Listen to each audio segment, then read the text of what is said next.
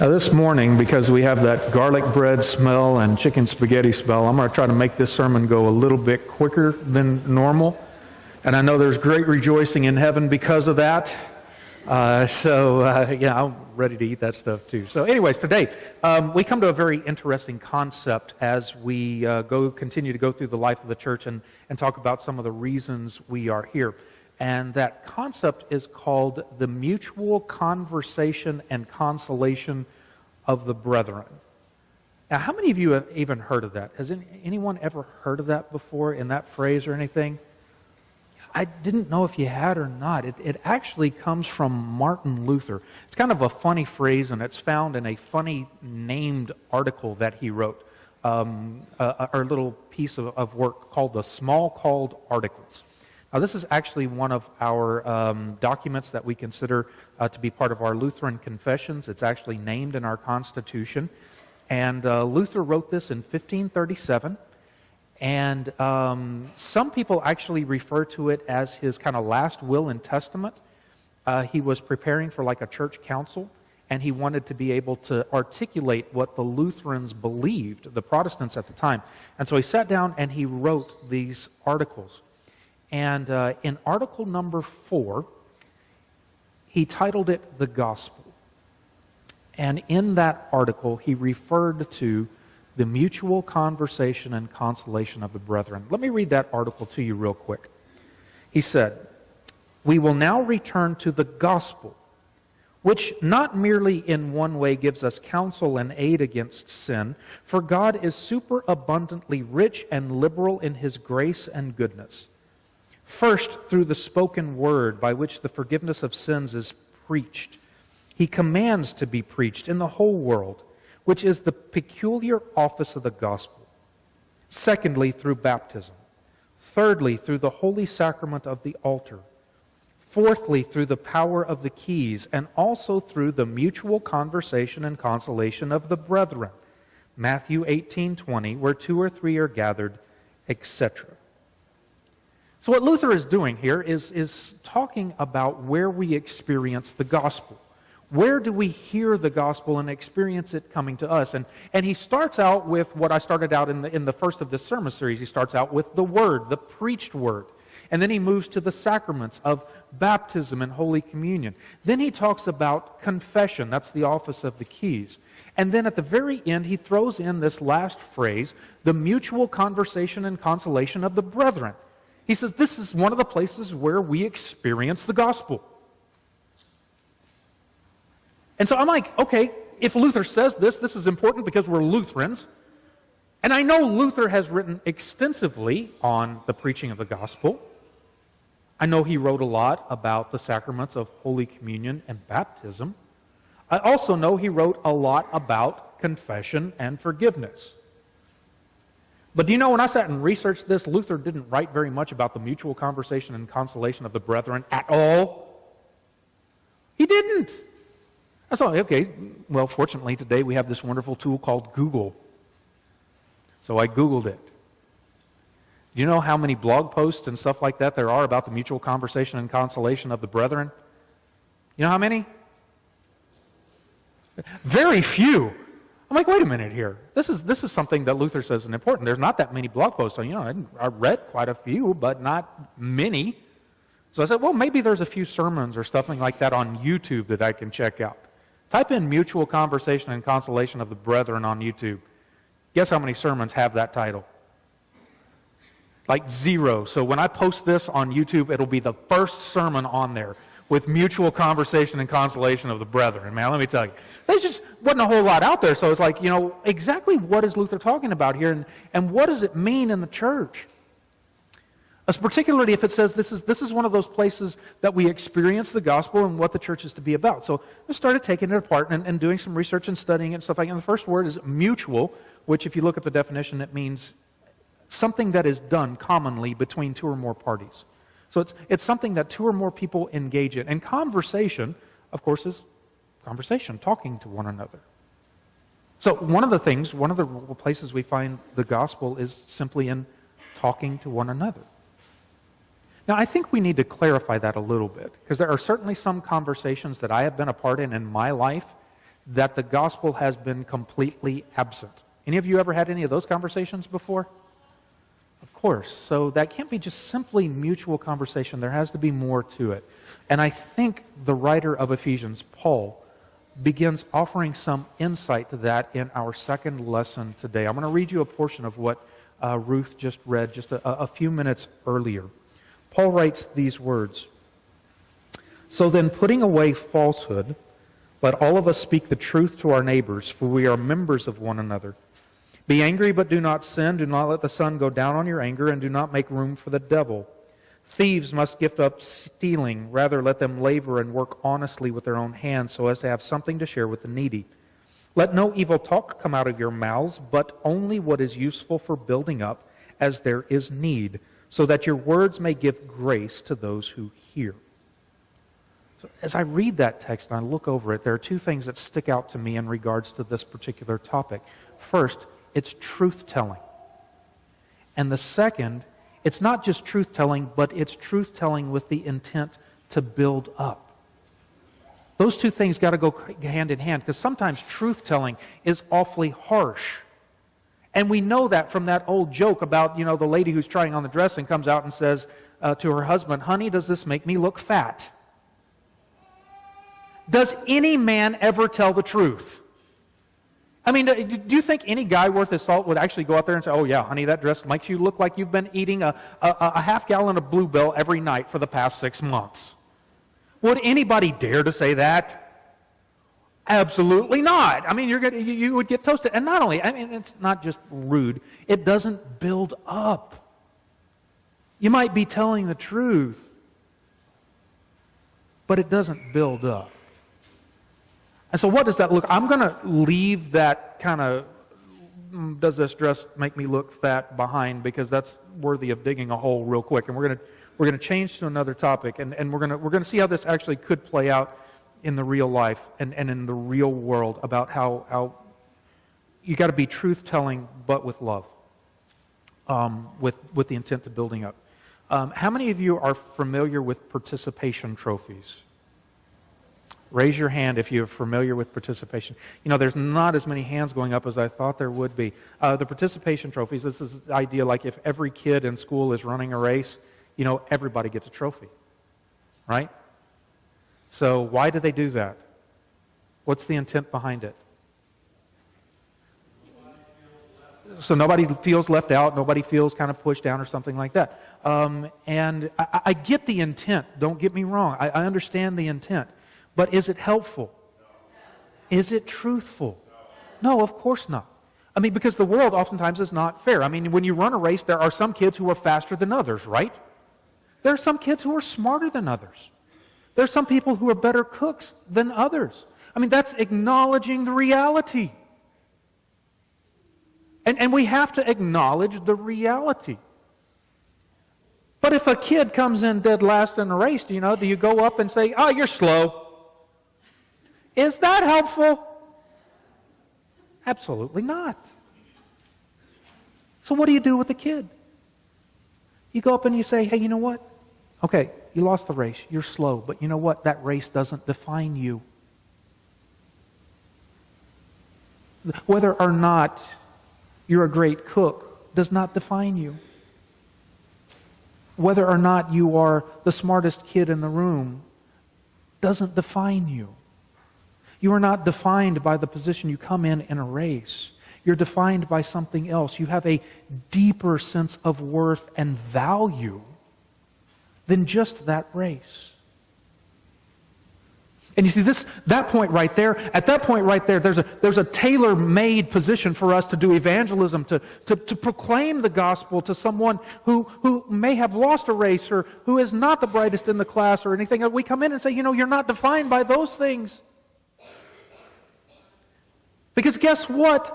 While that kid who won the race was fastest, he struggles in school. And while that kid up there made the A in class, if you asked him to try to fix a lawnmower engine, he couldn't do it. All of us have particular gifts that we're good at, but there's other places where we're broken at. And so we share this common thing of being both wonderfully made and having these wonderful talents and also being broken in other areas. And God knows that, and that's why the Apostle Paul wrote in the book of Romans that all have sinned and fallen short of the glory of God. We all have that brokenness within us. But rather than hold that brokenness against us, rather than hold that sin against us, God sent Jesus into the world to die for us, to take that sin upon Himself, to put it to death, and then Jesus gave us His righteousness and gave us His clothing, made us children of God so that we are no longer defined by what we've done wrong or how good we are, but instead we are defined by God's grace and that we are children of the Most High God.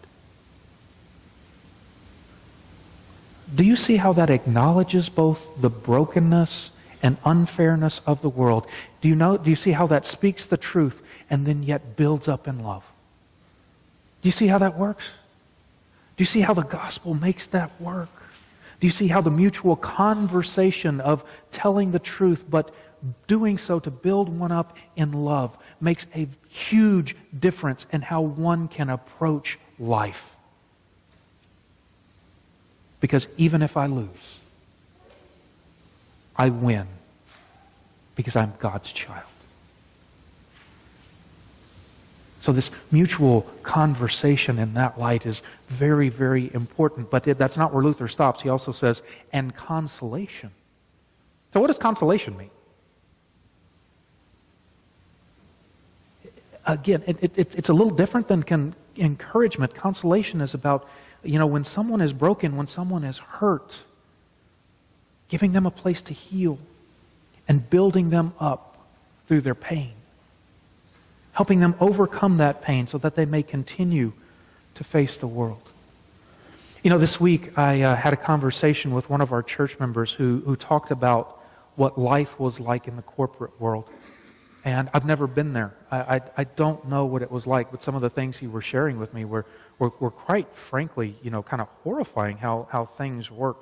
But as he was talking about that, he talked about his own life. And it was a very powerful testimony of what he said, because he said, oftentimes as he was going through this, he would wake up, well before dawn, and he would take off and drive to work and get to work and spend all day at work, get home with only a few hours to spend with his kids, only to go to sleep and get up the next morning to do it all over again. Day after day, year after year. And he said, but you know what? I loved it. I loved my work. I loved my job. And so I had a fun time doing it. But he said, there's a whole lot of people who do that who don't. There's a whole lot of people in this world who are going through those kind of jobs, that kind of routine, day after day after day. They hate their job. They hate what they are doing. They are beat down, worn down, sometimes at the end of their rope. You know anyone that's like that?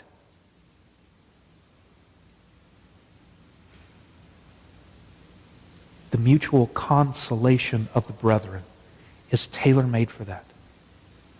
I mean, that's kind of what our first lesson from the book of Acts was all about today. Paul is out doing his job. He's out working for the kingdom of God. And he goes into this town, and he's preaching the gospel. And, if you think being a preacher today would be difficult, you should have been back then. Because there were these other groups who followed Paul from neighboring towns, and they didn't like what Paul had to say. They were pretty upset at him, and they stirred up the crowds while he was preaching, so much so that those crowds picked up stones. They threw them at Paul until he was completely and totally unconscious. They probably thought he was dead. I'm fortunate I've never had anyone throw so much as even a hymnal at me while I was preaching. Y'all are very respectful and kind. Back then they would throw rocks at you and drag you out of town and leave you for the dogs to eat. And that's exactly what they did to Paul. But then the believers, fellow disciples, came and they surrounded Paul. They protected him. They prayed for him. They helped with his wounds. And he got up and then went back into the city to preach again. The fellow disciples who gathered around for him and prayed for him and helped him with his healing and protected him were giving him consolation in the midst of his persecution. And it empowered him to continue to do his job. And then when he was empowered to do his job, he tells us, that the writer of Acts tells us that then Paul went off into other churches and encouraged other Christians who were going through the same type of persecutions and brought them to the knowledge that because they were preaching the gospel, they were receiving these persecutions, they should rejoice, endure, continue to proclaim the gospel because they were doing the work of God.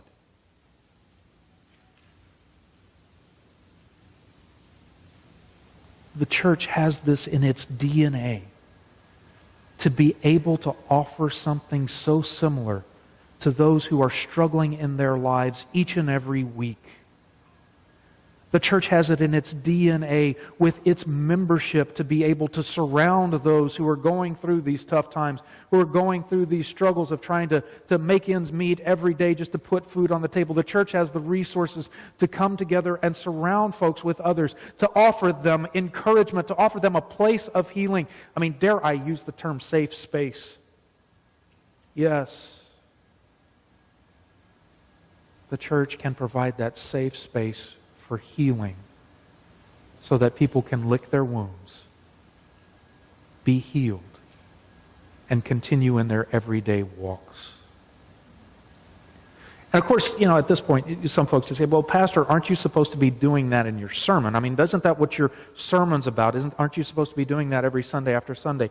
Partially, yes, because the gospel comes in and it confronts us with our sin, but then offers consolation in that regard. But the problem is, today we have 108 people here. How many of you here today live absolutely the same lives with one another as each other? How many of you are exactly the same in everything that you do? So how many different sermons would I have to preach in order to hit each one of you individually? Honestly, it'd be 108. Couldn't do it. My sermons on some days hit some of you, and then on others it misses completely. That's the nature of the beast when you're preaching. But see, if you formed a small group with one another, and you formed a small group with people who know you on an intimate basis like that, and you met with them like after worship or something like that, and you sat down in the fellowship hall and you talked with one another, then you would be able to share these things and would be able to be built up in mutual love and consolation. In the church, it takes more than a pastor. It takes all of us working together and consoling and conversing one another for this to take place. And it's a beautiful thing when it happens, because we are in such need of this today. There are many people who are hurting, who need to be visited with, consoled, built up with the truth in love.